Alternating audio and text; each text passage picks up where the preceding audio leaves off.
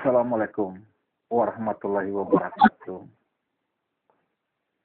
Rekan-rekan anggota Soekarno yang saya hormati. Di sini perlu saya memberikan penjelasan atau saya sampaikan kepada rekan-rekan bahwa negara Republik Indonesia adalah negara berbudaya dari Sabang sampai Merauke. Setiap pulau-pulau memiliki budaya yang berbeda. Namun kita memiliki satu moto, yaitu moto Bhinneka Tunggal Ika. Sekalipun kita berbeda, tapi kita tetap satu. Rekan-rekan yang saya hormati, sehingga perlu saya menyampaikan kepada rekan-rekan bahwa budaya yang terjadi di Indonesia ini sangat kompleks. Budaya-budaya yang terjadi di Indonesia ini,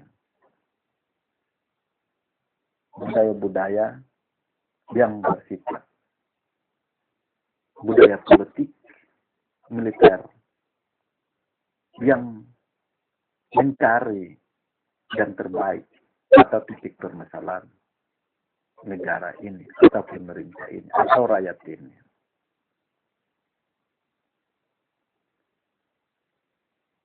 Budaya-budaya politik toleransi juga kita mencari ide yang harus menjadi nilai yang wajar untuk kerjasama antara pejabat, antara negara, atau antara masyarakat.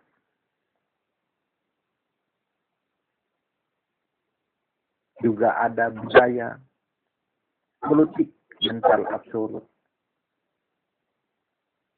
yang kita memiliki nilai-nilai kepercayaan yang sempurna untuk menjalankan negara ini yang sebenar-benarnya. Ada juga budaya politik mental akomodatif yang bersifat menerima apa saja yang berharga di dalam negara ini. Budaya politik ini sebenarnya punya sistem nilai dan keyakinan yang dimiliki bersama oleh masyarakat, oleh pemerintah, oleh negara untuk membentuk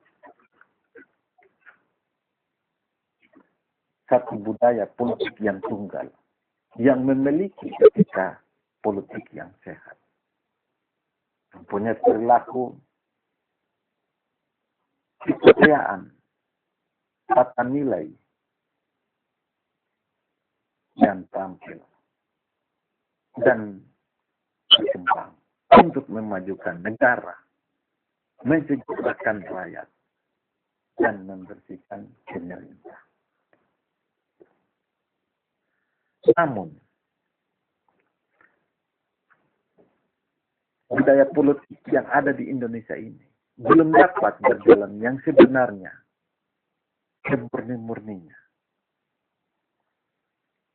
atau sejelas-jelasnya, sehingga saya bisa menggambarkan kepada rekan-rekan yang terjadi di masa pemerintahan dari presiden yang pertama sampai presiden yang ke-6 ini. Rekan-rekan yang saya hormati, perlu saya jelaskan bahwa di dalam presiden yang pertama, yaitu Bapak Soekarno, menjalankan demokrasi liberal tanggal 17 Agustus 1950 sampai dengan 1959. Dalam sistem demokrasi liberal ini, mengangkat seorang Perdana Menteri, yaitu Sultan Syahrir. Karena pada saat itu, Soekarno masih membenahi negara untuk berbuat kepada rakyat yang terbaik. Namun, kendala permasalahan atau dengan kekurangan dana timbul polemik juga. Maka Soekarno mengambil langkah yang bentuk demokrasi yang terpimpin. Tanggal 5 Juli 1959 sampai dengan 1965. Tujuannya untuk menjaga pertahanan dan ketahanan pemerintah negara Republik Indonesia yang kita sudah dikatakan. Sehingga perlu dipimpin oleh seorang panglima besar revolusi di bawah MPR.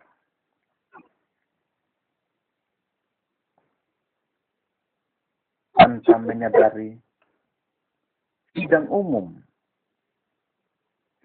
MPRS 1963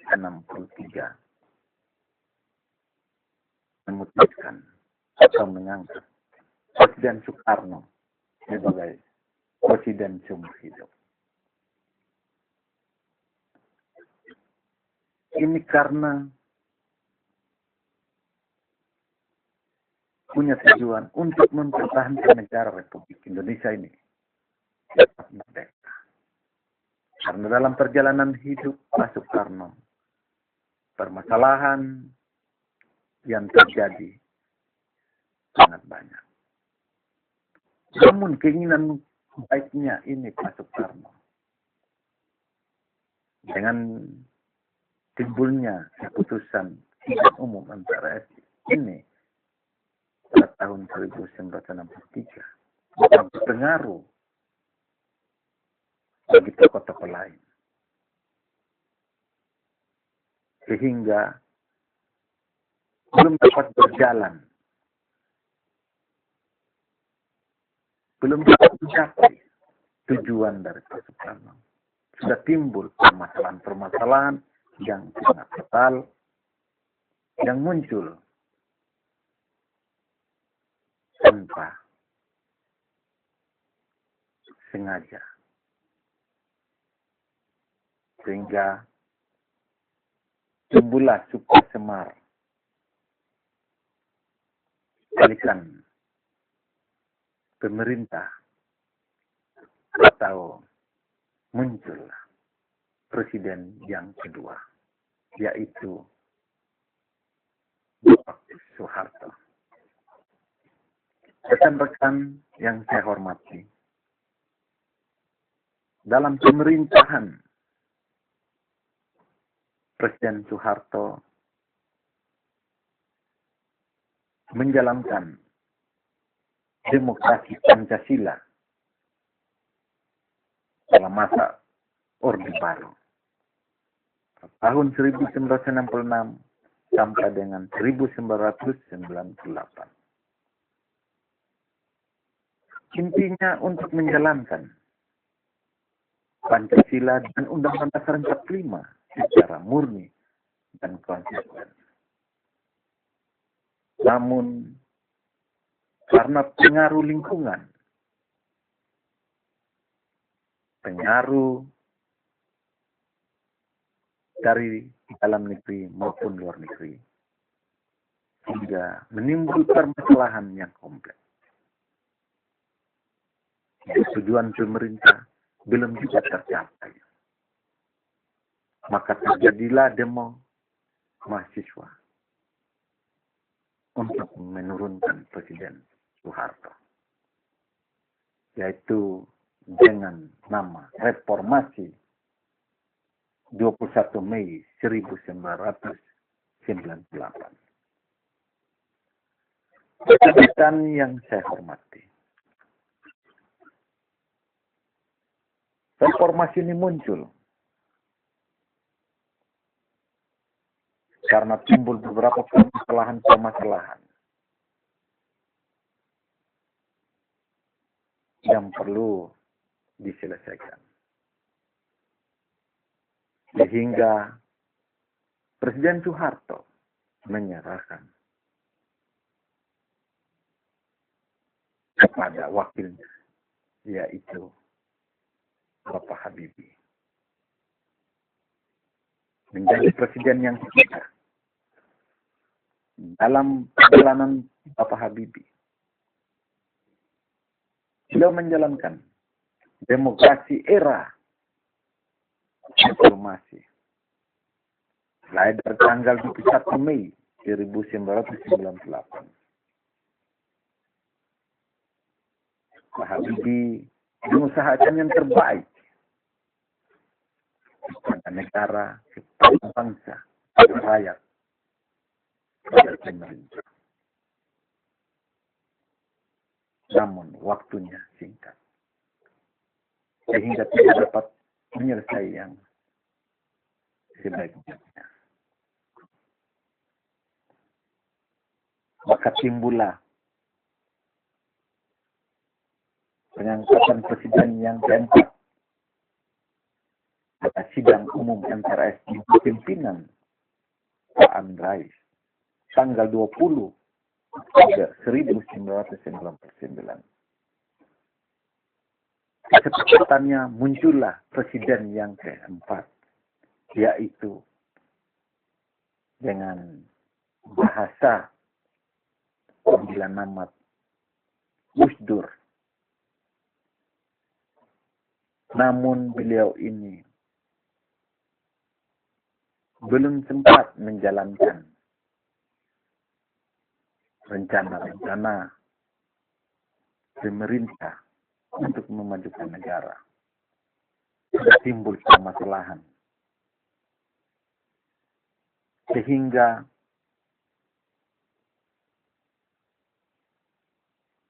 dari Dewan MPR mengadakan sidang kembali paripurna untuk mengangkat presiden yang kelima, yaitu pada tanggal 23 Juli 2001, yaitu Ibu Megawati Soekarno Putri. Tahun 2001 sampai 2004. Dalam perjalanan pemerintahan, sebelum dapat jalan yang sebenarnya. Karena waktu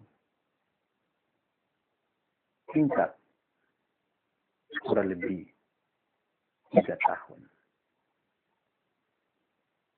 Sehingga timbul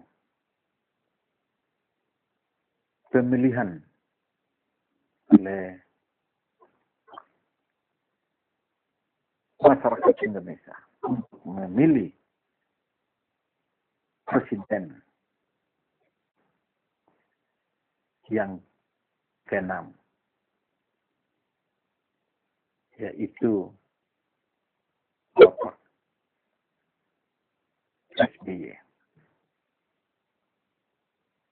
Sebenarnya dari presiden pertama sampai presiden ke-6 itu bekerja untuk negara, mencari kepentingan yang terbaik. Namun dipengaruhi dengan lingkungan, dipengaruhi dalam negeri, dipengaruhi dalam luar negeri, pertimbangan yang diambil juga kurang dipahami oleh masyarakat, sehingga timbul permasalahan-permasalahan. Karena jangan lupa, negara ini juga dipengaruhi dengan faktor-faktor, yaitu faktor intern, mengenai kekhawatiran hidup pemerintah kepada rakyat Indonesia dan kesejahteraan. Dan berpengaruh pada faktor ekstern bahwa negara tidak bisa berjalan sendiri. Negara perlu ada kerjasama antar negara, terutama dalam bidang ekonomi, politik, budaya, hukum, dan keamanan. Namun permasalahan muncul yang kita lihat di media massa semakin tinggi, semakin jauh dari apa yang masyarakat mengharapkan. Sebenarnya, semua punya tujuan baik atas kepentingan rakyat Indonesia. Namun, kepuasan masyarakat, kepercayaan masyarakat sangat kurang terhadap pimpinan presiden yang ada. Untuk itu, perlu kita perhatikan dari sekian banyak atau dari sekian ratusan juta orang ini, pasti ada yang terbaik untuk menjalankan pemerintah yang sebenarnya atas kepentingan rakyat Indonesia, kesejahteraan rakyat Indonesia, dan pemerintah yang bersih serta memajukan negara Republik Indonesia yang berdasarkan Pancasila dan Undang-Undang Dasar 45. Untuk itu rekan-rekan, marilah kita menghayati, kita mengamalkan, kita memperhatikan nilai-nilai Pancasila dan Undang-Undang Dasar 45 secara menyeluruh, secara tepat, benar, dan pasti demi kesejahteraan rakyat Indonesia, demi kebersihan pemerintah dalam menjalankan manajemen kenegaraan dan memajukan negara demi kepentingan negara Republik Indonesia yang merdeka, bersatu, berdaulat, adil, makmur, dan sejahtera. Demikian yang perlu saya sampaikan. Pada tahun depan, kita memperingati Hari Pancasila 1 Oktober. Saya akan lanjutkan dengan pidato kenegaraan. Akhirnya, wabillahi taufik wal hidayah. Assalamualaikum warahmatullahi wabarakatuh.